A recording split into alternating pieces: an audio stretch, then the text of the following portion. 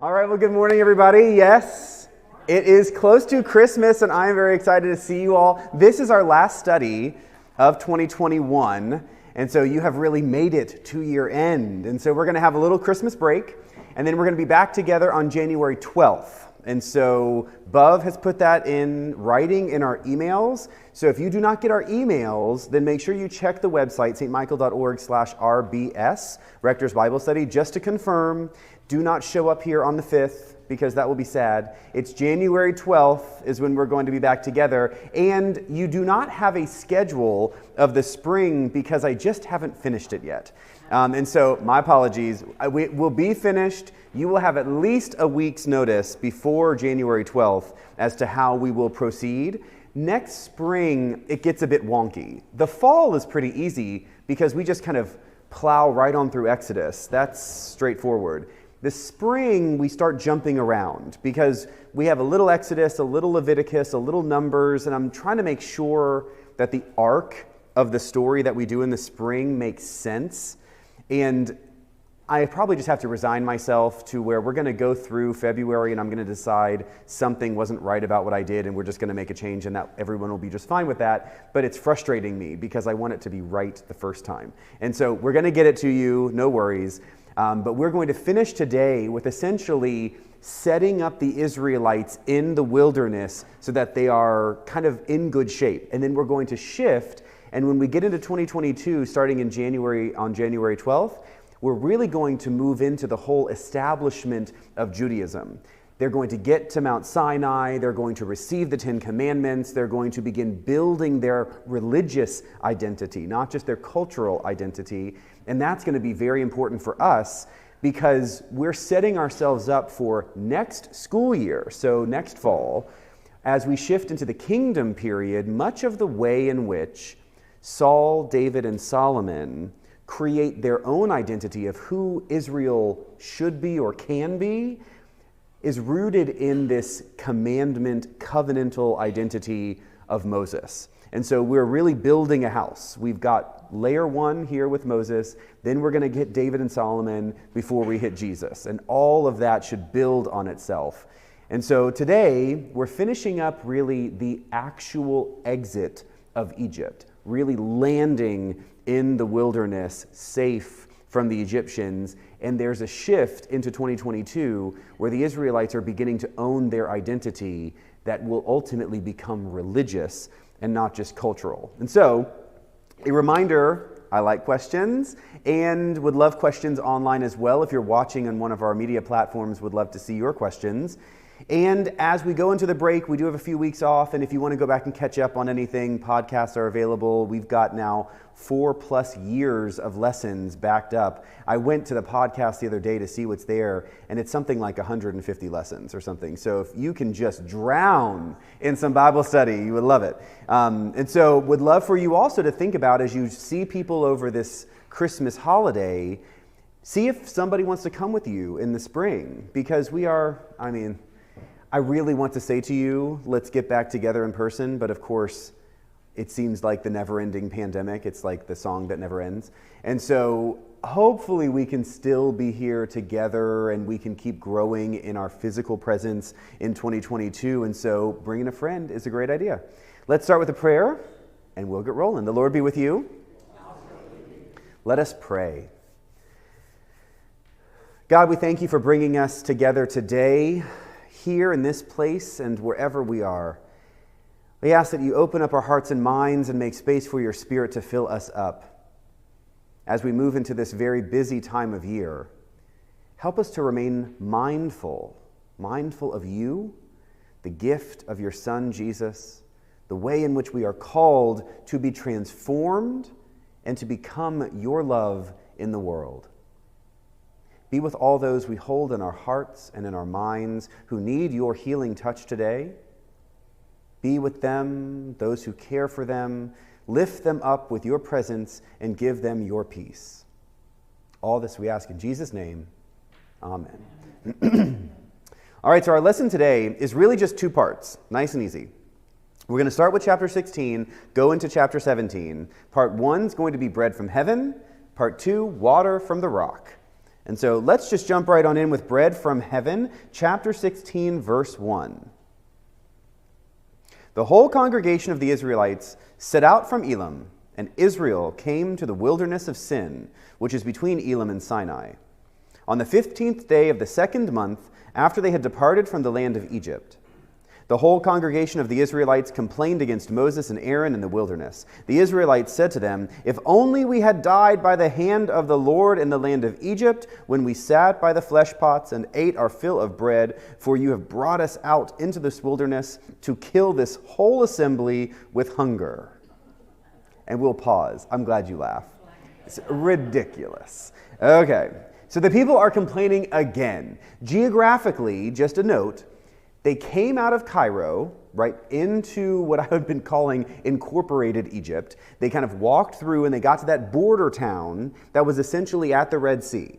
They crossed the Red Sea, Pharaoh's army was destroyed. They are now continuing to move east into the Sinai Peninsula. So they are traveling to Sinai. As we see here, they're in the wilderness of Sin. That's quite dramatic, isn't it? And they're between Elim, which was essentially that border town, and Sinai, where they will spend a good amount of time. Moses will go up the mountain, will receive the 10 Commandments and all of those good things. That's where we're going to get the golden calf and the Ark of the Covenant, and it's very exciting. We are essentially getting there. So physically, they are slowly moving east into Sinai, and they have stopped in this wilderness area. I do want to note, wilderness of Sin is not some poetic way of saying they're being bad. It's actually just a place. It's a slightly different way of using that word. So we're not talking about like the place where they will sin. It's simply the name of the place.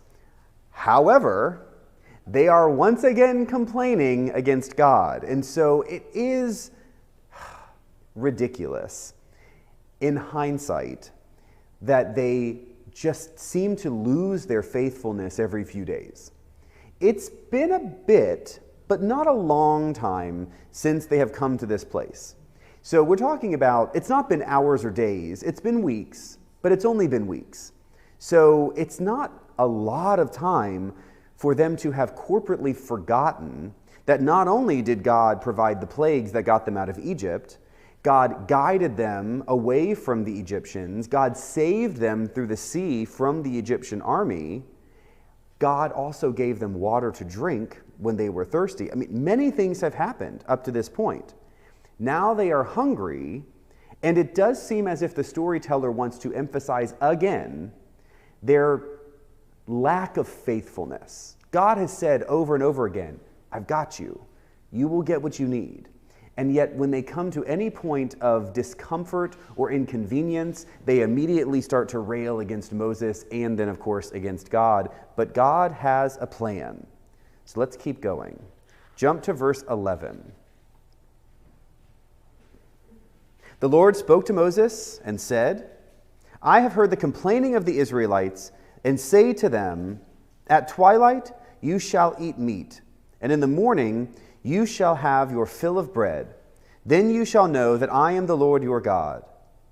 In the evening, quails came up and covered the camp, and in the morning there was a layer of dew around the camp. When the layer of dew lifted, there on the surface of the wilderness was a fine, flaky substance, as fine as frost on the ground. When the Israelites saw it, they said to one another, "What is it?" For they did not know what it was. Moses said to them, "It is the bread that the Lord has given you to eat. This is what the Lord has commanded. Gather as much of it as each of you needs, an omer to a person, according to the number of persons, all providing for those in their own tents." The Israelites did so, some gathering more, some less. But when they measured it with an omer, those who gathered much had nothing left over, and those who gathered little had no storage. They gathered as much as each of them needed. And Moses said to them, "Let no one leave any of it over until morning." But they did not listen to Moses. Some left part of it until morning, and it bred worms and became foul. And Moses was angry with them. Morning by morning, they gathered it as much as each needed, but when the sun grew hot, it melted. And we'll pause there. Let's have a... Yes.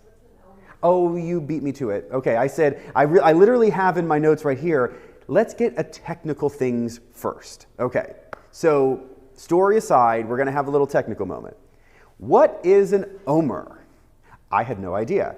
Omer, well, I remember looking this up probably 20 years ago. And so an Omer is a measurement of weight. It's dry volume. So it's an amount of stuff, like you would measure flour or oats or something like that. And an Omer is about 1 to 2 liters, dry volume. So more than I thought, but not a ton. 1 Omer, here's what I think is hilarious. 1 Omer is 1/10 of an ephah. Okay? Is that helpful?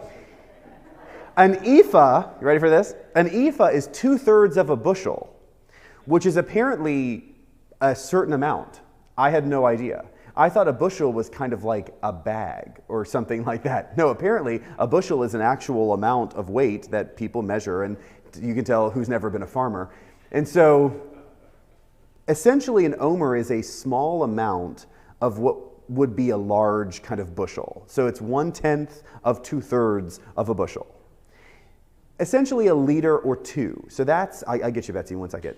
So a liter or two, that's not gigantic, but if you think about, say, a 2-liter bottle of soda or something like that, if you filled that up with essentially dry bread style stuff, that's not a small amount of food. I mean, that's not something you would sit down and eat at once. So conceptually, could that, if you had essentially a loaf of bread, would that be enough for you to feel satiated for 1 whole day? I think probably certainly. Now, it's not perhaps the ultimate in Epicurean experience, but will it keep you full and keep you alive and keep you strong enough to walk or move or work? Certainly. Betsy? Well, in my translation, it says it's about 2 quarts. 2 quarts, yes. So that'd be 8 cups. Right. So I saw it as between 2 to 4 quarts or 1 to 2 liters. 4 quarts is definitely more than 2 liters. And so I'm thinking it's probably more like 2 to 3 quarts or 1.5 liters, something about that much. So when you think about, that's what, maybe 2/3 the kind of a loaf of sliced bread or so. It's not a gigantic amount, but it's enough, right? I mean, we all, I'll speak for I will use I language. I definitely eat more than I need to eat. I do not only eat to live, I definitely live to eat, if you could not tell. And so I think most of us don't ration for energy only. Most of us eat as part of kind of enjoying ourselves. This is definitely much more a utilitarian style of eating. They're not pleasure eating around the fireplace. This is meant to give them energy to do the work they need to get going through the wilderness to actually get to Sinai, and it is what they need. And that is perhaps the key to this particular passage. We're not talking about God providing what they want.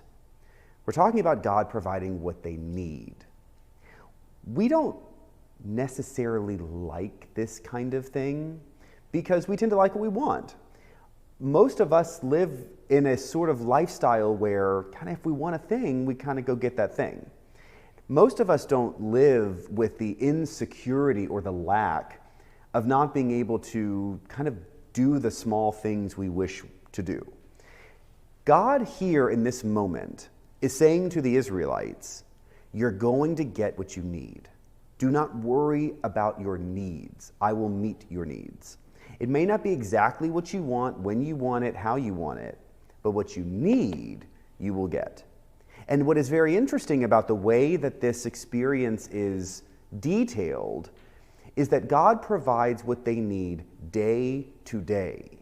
That's very key. How many of us would feel so insecure if we only got what we needed the day we needed it? Man, I don't know about you, but I think most of the people I know would not be able to sleep at night if they had nothing left for the next day. Even if God said, I'm going to provide for you. And it could be days, weeks, months of getting what you need every day, but if you only have what you need the day you need it, it's so foreign to the way that we live. We like to save and plan and prepare, and the idea that we'll just wake up and get what we need has a level of insecurity to it that is hard for us to even fathom. And so I sympathize with the Israelites. It is easy for us to look back and say, they got everything they need. I don't think, could live like that. At least it would take a long time to get used to it. We would have to, in a sense, learn to trust God very deeply. And how funny is that? For us to look at something like this, a story like this, and say, we'd have to learn how to trust God that way. It would be nice to say, we do trust God that way. I can tell you, at least for me, I don't think I would just ease into this lifestyle without any problems. I would worry, and I would wonder, and I would feel a bit insecure. I'd probably sleep at night. Nicole would definitely tell you that I would have no trouble sleeping. But still, that general concern that are we really going to have what we need tomorrow? That's something that we really don't wrestle with in our lives today. We like for things to be tangible. We like to know what is coming. We like to feel that security. And the Israelites are in this moment of true, deep dependence on God. It's very hard. Any questions about that before we keep going in this section? There's lots about bread. All right, let's keep going. Verse 22. On the 6th day, they gathered twice as much food, 2 omers apiece. When all the leaders of the congregation came and told Moses, he said to them, "This is what the Lord has commanded. Tomorrow is a day of solemn rest, a holy Sabbath to the Lord. Bake what you want to bake, and boil what you want to boil, and all that is left over put aside and keep until morning." So they put it aside until morning, as Moses commanded them, and it did not become foul, and there were no worms in it. Moses said, "Eat it today, for today is a Sabbath to the Lord. Today you will not find it in the field. 6 days you shall gather it, but on the 7th day, which is a Sabbath, there will be none." On the 7th day, some of the people went out to gather, and they found none. The Lord said to Moses, "How long will you refuse to keep my commandments and instructions? See, the Lord has given you the Sabbath. Therefore, on the 6th day, he gives you food for 2 days. Each of you stay where you are. Do not leave your place on the 7th day." So the people rested on the 7th day. We'll pause there. Just beyond this, the next verse says, the house of Israel called it manna. It was like coriander seed, white, and the taste of it was like wafers made with honey.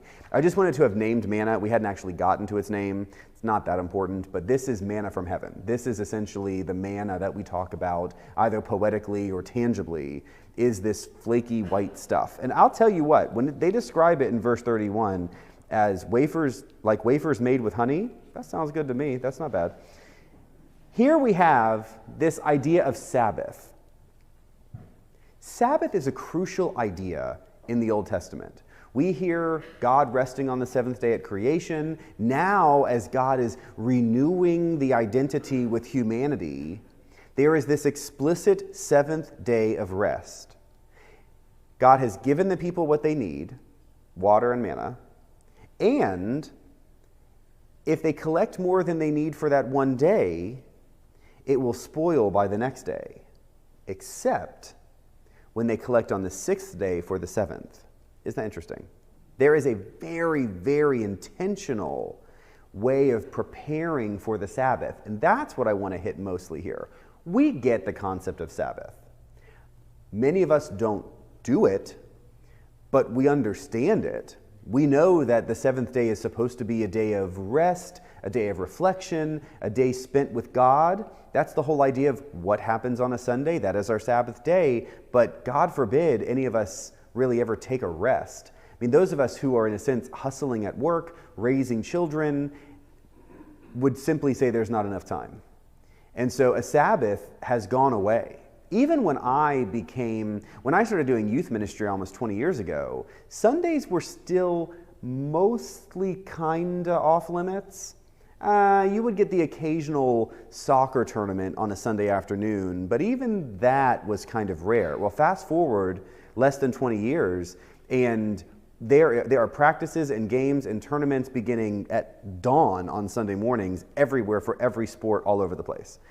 Even in a very highly churched area like Texas, Sundays are not off limits anymore. It is harder and harder to actually take a Sabbath. Taking a Sabbath is important, and we see that it's important to God in this story.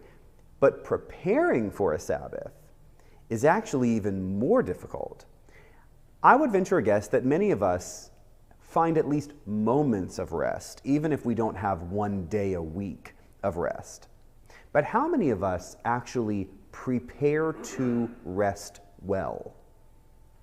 That's probably a very odd thing. Here we are God is instructing the people to prepare for the rest. So it's not just that they're not going to feel hunger on the seventh day so they can rest. No, God's saying you collect twice as much as you need on day 6, so that come day 7, when there is nothing out there for you to gather, you can have a proper rest.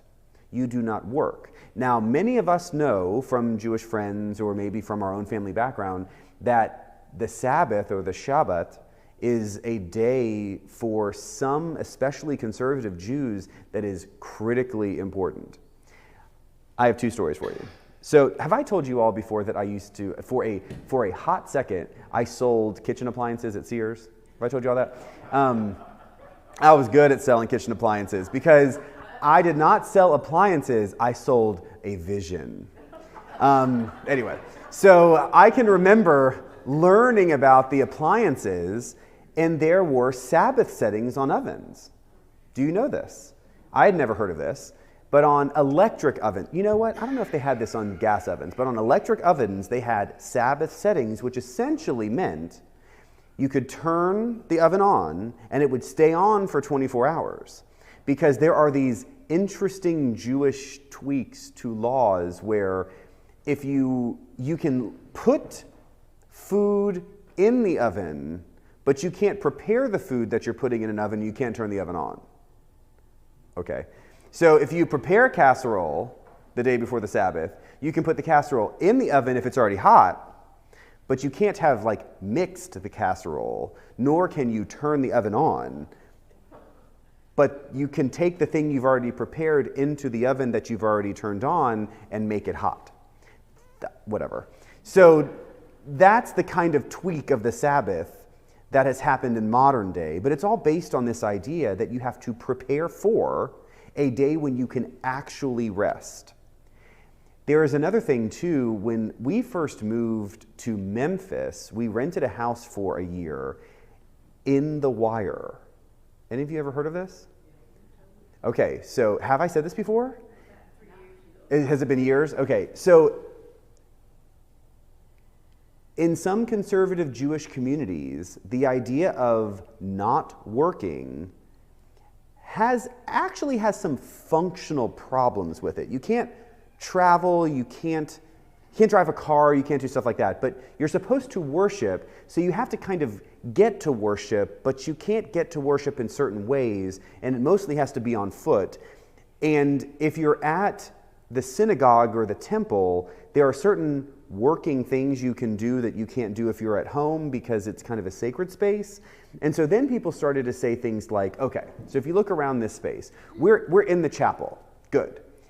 We could do specific kinds of work in this chapel because it's part of worship.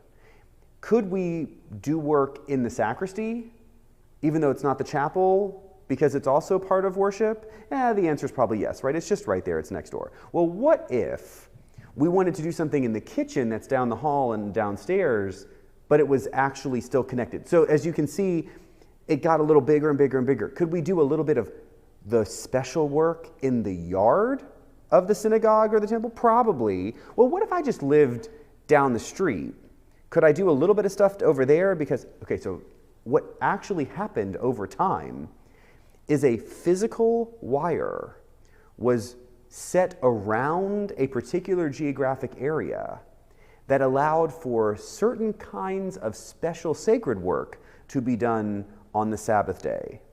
And so if you were a conservative Jew, you wanted to live in the wire in order to kind of get exceptions on the Sabbath in your home. And so talk about maintaining good housing value. If you go buy a house in the wire, it will always sell nice and high because Jews really want to be there because they kind of have exceptions for some of the Sabbath limitations. The flip side of that is there are no Christmas lights in that area. So, okay, so that is kind of the general. Yes, Dave? How is the concept of sabbatical, taking a sabbatical, is that a modern construct or is that linked all the way back? When did it first originate? So the question is where a sabbatical connects to a Sabbath, and it's the same root word. I cannot tell you where the concept of sabbatical came from, but it is similar in concept, just at a larger scale. A Sabbath is that regular rest. A sabbatical is a single moment in time that you prepare for in order to actually rest for an extended period of time. I don't know if you all have seen this, but one of the things I say to the staff here is it's better, studies show, it is better to take fewer, longer breaks or vacations than many small ones. So rather than taking a day here, a day here, a day here, actually take 1 week, because it takes 48 to 72 hours for you to actually relax out of your work to be able to rest well, and it takes about 48 hours, people begin to think about re-entry about 48 hours before it happens. So if you don't actually have more than 4 or 5 days off at once, you don't really get a genuine break, that mental and emotional break and rest. And so a week or more is actually really healthy because at least you have a few days there in the middle where you've actually come out of work before you begin thinking about going back into work. And so sabbatical is essentially really taking a break and letting all of that go away. This is hard stuff. Our culture, I mean, let's be honest, America was essentially rooted in this Puritan work ethic, right? We've got that bootstrap kind of, hustle mentality of what we do. And so actually resting with intention can often feel lazy or too luxurious or wasteful, or you name it, whatever word you want to use. We've essentially created a system in which, that kind of stuff is not valued. And part of what we're seeing in this story is that the value of that break is critical. And we're called by God, not just psychology or medicine or anything like that. God's calling us to that kind of break. But it's not just doing nothing. There's intention to the rest. And we have to actually prepare for that rest to actually be the gift God intends it to be. All right, so we'll take a quick break right there. And I'd love any questions or thoughts that you have, but I'm going to actually ask Cedric if you're still getting sound on the stream, because I'm seeing lots of flashing things in front of me. So, questions or thoughts based on the idea of food and Sabbath and all that good stuff? Is the wire in every neighborhood? Does that still happen? Is the wire in every neighborhood? So first off, it's only conservative Jews. And genuinely speaking, there aren't a lot of conservative Jews. It is not the majority of Jewish people. Most of the Jews in this country, I should say in America, most Jewish people are really progressive. And so conservative communities, there are some in Dallas, And what you likely know, if you know anything about those conservative communities, is that geographically speaking, they're a very small footprint. Because when it comes time to worship, you're walking. So you cannot drive a car, you cannot ride a bus, you cannot do any of those things. That is work. And so to actually be part of that conservative community, you've got to be within walking distance of your worship site. Is conservative the same as orthodox? The quick answer is no, but it is very similar for our purposes. Yes, that's good enough. Because I was just about to say, I really should explain that more, except I'm going to tell you what, none of them are watching this Bible study. So I don't think I will get any criticisms of that. So, and if you are, let me know. Okay. Any other questions or thoughts? Okay. Let's press on. We're going to jump to chapter 17. This is our second section, Water from the Rock. Let's just start right there, chapter 17, verse 1. From the wilderness of Sin, the whole congregation of the Israelites journeyed by stages, as the Lord commanded. They camped at Rephidim, but there was no water for them to drink. The people quarreled with Moses and said, "Give us water to drink." And Moses said to them, "Why do you quarrel with me? Why do you test the Lord?" But the people thirsted there for water.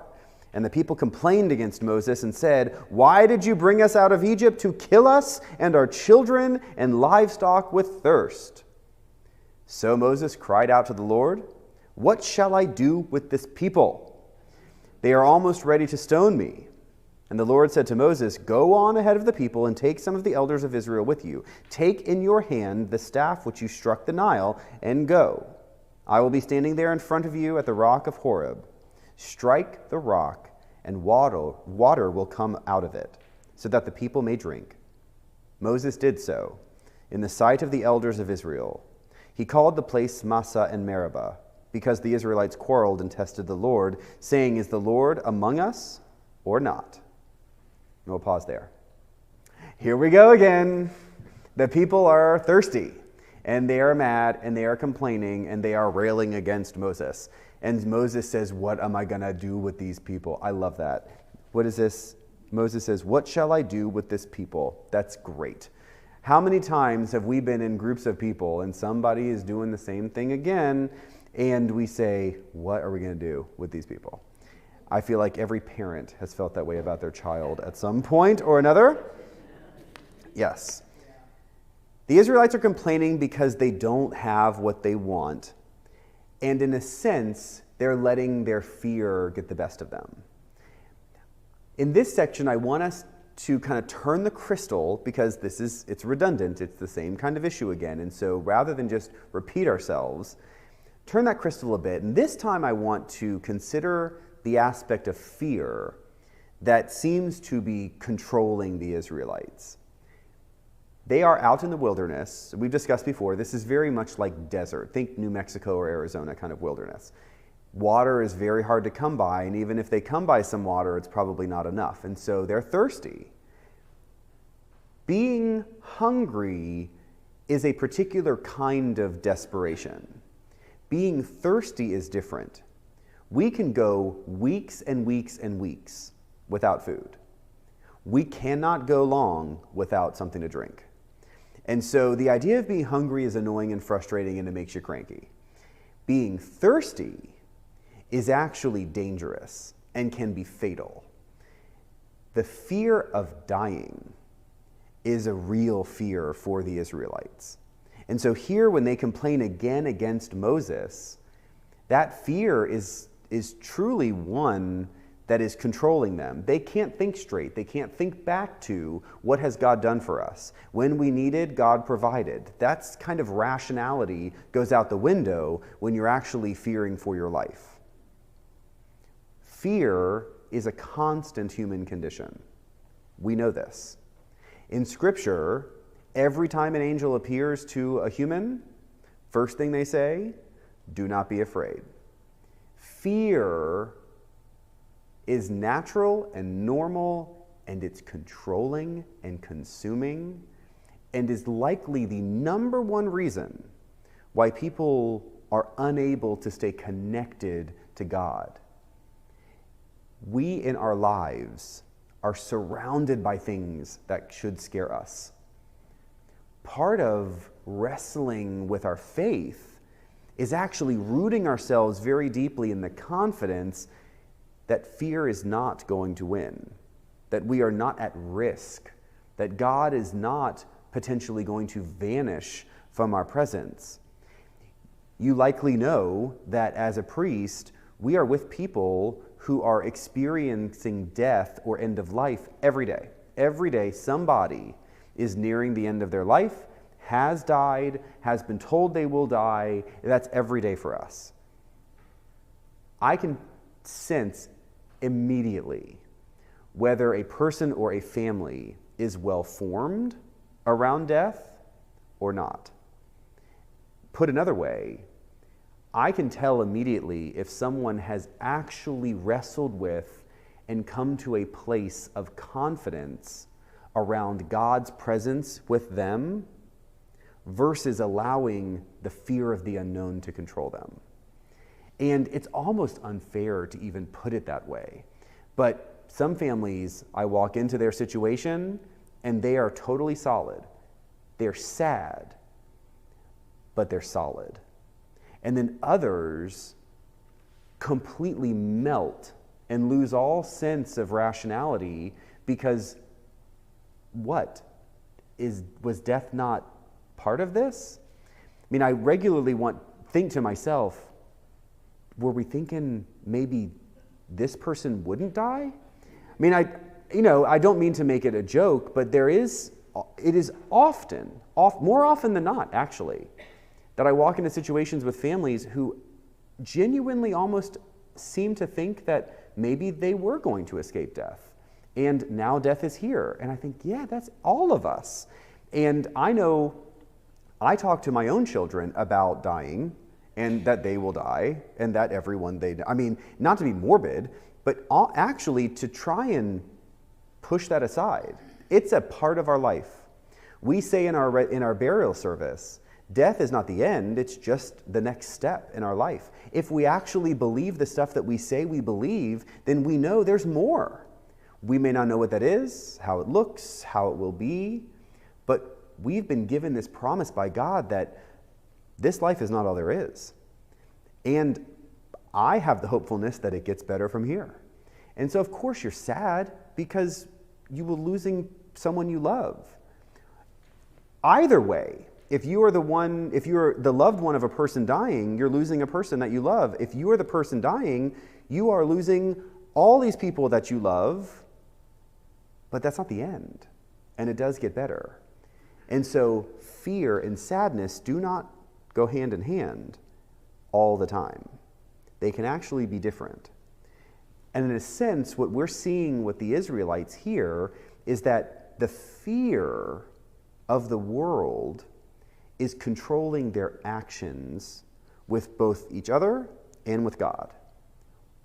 We can have a very similar experience where the world seems crazy or whatever.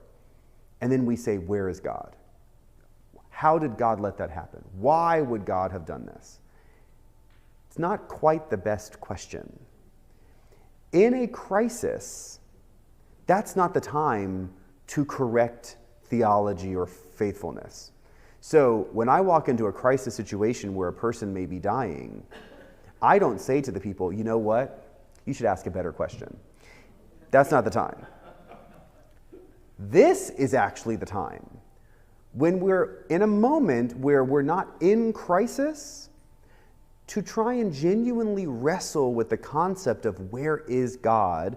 How does God treat us? How does God relate to us? What does God provide for us such that we can begin to be molded and morphed in a different way so that when we face what is very hard and a crisis and a tragedy and something very sad, we are not also consumed by and controlled by fear.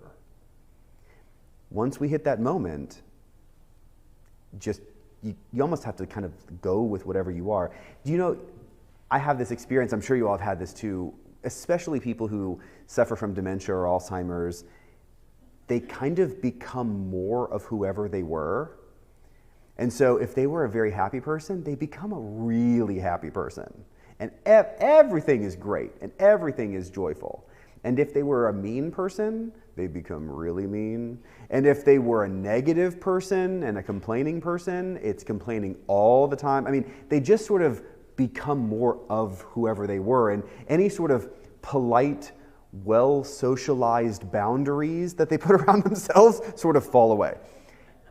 In a sense, we have a chance here in our discipleship to try and mold ourselves more and more at our core to be a certain kind of faithful person, so that when we hit that crisis, we're actually on the wave we wish to be on. Because in a crisis, it's now reaction. We're not being thoughtful and rational in a crisis most of the time. But prior to that crisis, we have a chance to actually shape ourselves.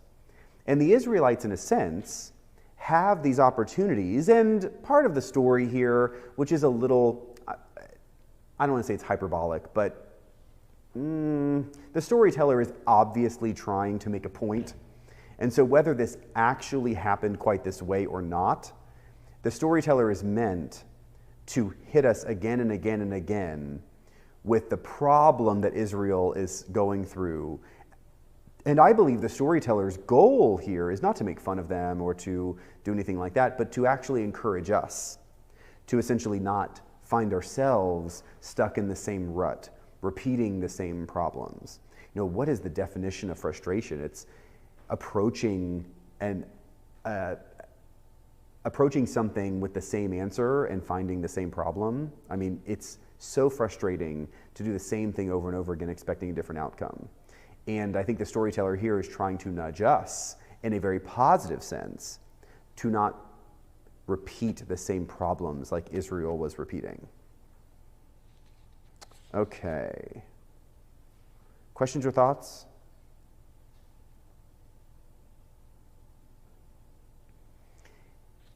This faith testing is something that has resonated beyond. So now we're going to jump out of Exodus. The idea of having our faith tested is something that has resonated. It continued to resonate with the Jewish people for hundreds and hundreds of years. Early Christians took that same idea and began to incorporate Christ in a very intentional way. We see that very explicitly in 1 Corinthians chapter 10. And so I wanted to kind of close today by looking at the way in which St. Paul took this idea of testing faith and then helped it to evolve in a way that became very much rooted in Christian identity and theology. And so you don't have to worry about it, but it's 1 Corinthians chapter 10, first 13 verses. Here's what Paul writes. I do not want you to be unaware, brothers and sisters, that our ancestors were all under the cloud, and all passed through the sea, and all were baptized into Moses in the cloud and in the sea, and all ate the same spiritual food, and all drank the same spiritual drink.